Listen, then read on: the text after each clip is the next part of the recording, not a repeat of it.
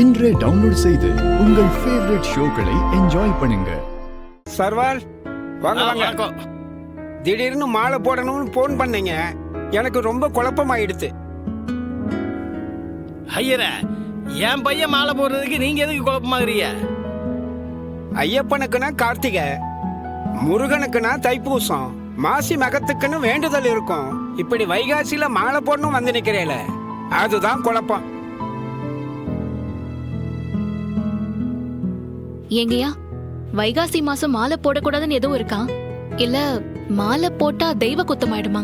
அபச்சாரம் அபச்சாரம் அப்படியெல்லாம் நான் சொல்லுவேனா? தை மாசத்துக்கு இன்னும் ரொம்ப நாள் இருக்க, இப்பவே எதுக்கு மாலை போடணும்? அவ்வளவு நாள் விரதம் இருக்க முடியுமா? அதனாலதான் கேட்டேன்.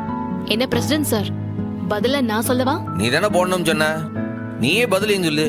நீ போட சொன்னா போட்டுக்கு போதேன், நீ கைட்ட சொன்னா கைட்டிக்கிட்டு போதேன், அவ்வளவுதானே. ஐயா, மாலை போடுறது விரதம் இருக்கிறதுக்காக மட்டும் இல்ல, மனுஷ மனச கட்டுப்படுத்துறதுக்கு, கெட்ட விஷயங்கள் பக்கம் மனசு திரும்பாம இருக்கிறதுக்கு. அதுவும் காரணம் தானே. ஆமா ஆமா ஆமா. எங்களுக்கு சண்முகத்தோட மனசு அமைதியாகணும். கோவம் ரௌத்ரம் இந்த குணம்லாம் மாறி இவன் சாந்தமா சாமியை மட்டும் நினைக்கணும். அதுக்குதான் இப்பவே மாலை போடணும்னு சொல்றோம். உங்களுக்கு மாலை போடுறது பக்தி நேர்த்தி கடன்.